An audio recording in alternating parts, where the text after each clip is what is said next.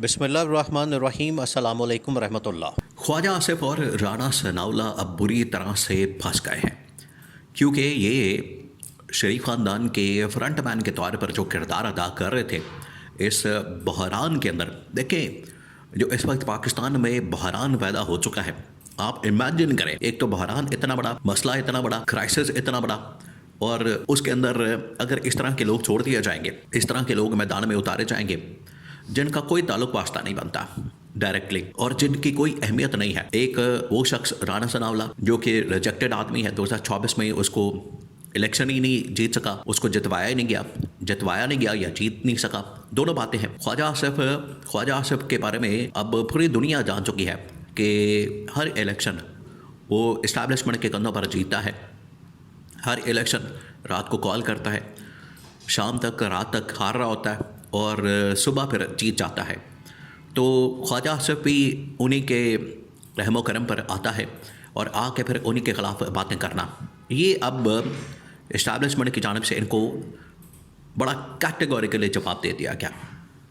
अब हुआ क्या, इस मरतबा जो इन लोगों ने काम किया, जो वारदात डालने की कोशिश की है, उसके बाद ये इनको पैगाम मिला। आपको पता है पाकिस्तान में इस वक्त नोटिफिकेशन का मसला बना हुआ है और नोटिफिकेशन हो नहीं रहा।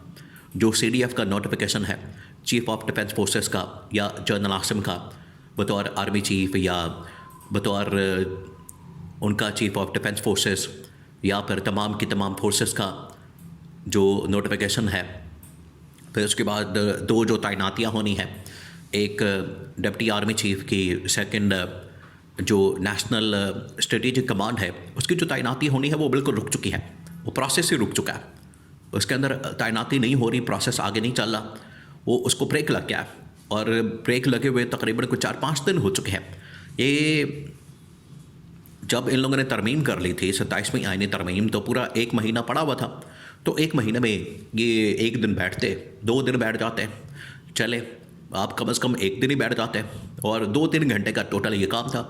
लॉ मिनिस्ट्री बैठती, डिफेंस मिनिस्ट्री बैठती, इस्टेब्लिशमेंट के लोग बैठते और इसकी काट छांट करते और सारे मामलात को तय करते, उसके बाद नोटिफिकेशन जारी करते। लेकिन जानबूझकर, या आपने इसके ऊपर गौर करना, ये बाकायदा एक साजिश के तहत, बाकायदा एक प्लान के तहत, बाकायदा एक मंसूबे के तहत जानबूझकर इसके अंदर डिले किया गया, रुकावट डाली गई। और ये जो कानून के माहिरीन हैं उनको पता था कि ये लूप होल मौजूद है, इसके अंदर झोल मौजूद है, इसके अंदर ऐसी चीज़ें मौजूद हैं जो कि नून लीग और गवर्नमेंट को पता था। उन्हें आईनी कानूनी माहिरीन ने आगाह कर दिया था कि बाद में जाके हम इसका फ़ायदा उठाएंगे। एक तो ये बात। दूसरी बात ये कि अब जो क्राइसिस बन चुका है, मामला बन चुका है, वो ये कि CDF कौन बनेगा, आर्मी चीफ कौन बनेगा, डिप्टी आर्मी चीफ कौन बनेगा, उसके बाद DGISI कौन बनेगा, नेशनल स्ट्रेटेजिक कमांड डिवीज़न जो है उसका सरबरा कौन बनेगा। यानी इस वक्त 4-5 अहम तरीन पोजीशन के ऊपर लोगों ने लगना है।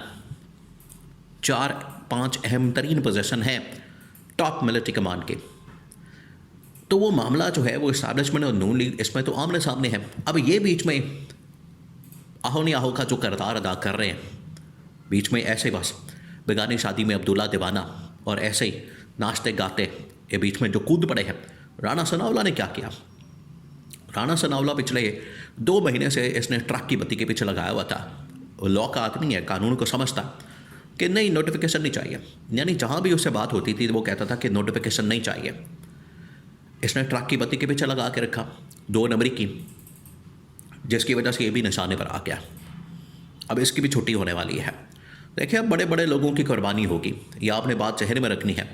अब बड़े बड़े यहाँ पर बुर्ज उल्टाए जाएंगे, बड़े बड़े लोगों की कुर्बानी होगी और बड़े बड़े लोगों को घर भेजा जाएगा, जिसके अंदर ये राणा सनाउल्लाह, जिसके अंदर ये ख्वाजा आसिफ। तो ये जो राणा सनाउल्लाह असल में पूरी कैंपेन कर रहा था, ये एक बाकायदा प्लान के तहत, मंसूबे के तहत ये ट्रक की बत्ती के पीछे लगाया हुआ था, ताकि इनको इस तरफ लगा के रखा जाए कि नोटिफिकेशन तो चाहिए ही नहीं, उसकी तो ज़रूरत ही नहीं, उसकी तो रिक्वायरमेंट नहीं। तो ये ट्रक की बत्ती के पीछे लगा के रखेंगे और जैसे ही मौका आएगा, जैसे टाइम आएगा, जैसी अपॉइंटमेंट का, तैनाती का और डेट रिटायरमेंट की आएगी, तब हम ये खाता खोल देंगे। तो ये खाता किसके ज़रिए से खुलवाया गया कि नोटिफिकेशन तो चाहिए, वो खुलवाया गया ख्वाजा आसिफ के ज़रिए। पहले आप इनकी पोजीशन को देखें जो आपको बताई। अब ये सारा खेल बिगाड़ने में ये किरदार अदा कर रहे हैं।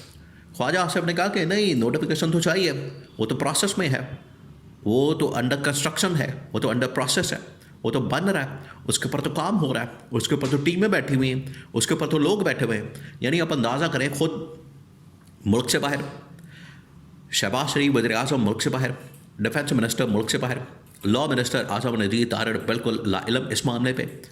यानी जिन लोगों ने काम करना है वो इसमें पूरा इसको बिगाड़ने में, इसको ख़राब करने में, इस्टेब्लिशमेंट को एम्बैरस करने में, और आप कह लें कि टॉप मिलिट्री कमांड को एम्बैरस करने में ये अपना सारा काम कर रहे हैं।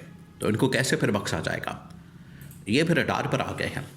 अब इनके नंबर लग गए, इनकी बारियां लग गई हैं, क्योंकि जहाँ पर टॉप लेवल के ऊपर फ़ारिग किया जाएगा नून लीग के अंदर से बहुत सारे लोगों को, उसमें इन लोगों का नंबर लग गया, राना सनाउल्लाह का, ख्वाजा आसिफ का। क्योंकि इन लोगों ने, और देखिए हनीफ अब्बासी को भी मैदान में लॉन्च किया गया। उसने कहा कि नहीं, अब आप अंदाज़ा करें कि रेलवे का मिनिस्टर ना 9 में ना 13 में ना उसका कोई काम है, और एक छोटी सी वजारत, उसको पकड़ के तो ये ला के बैठा के और कहते हैं कि नोटिफिकेशन हो गया, हमने कर दिया, हमारी मर्ज़ी, हम जब मर्ज़ी करें।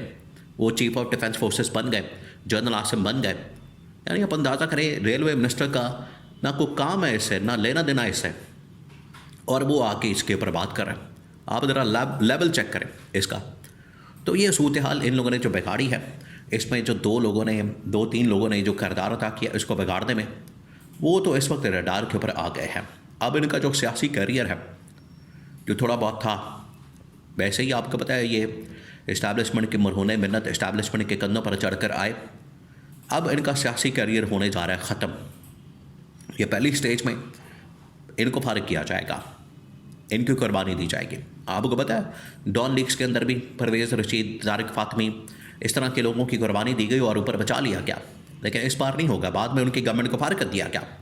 उनकी बारी आती है, वो लेट आती है। तो पहले अब ये इनकी कुर्बानी होगी।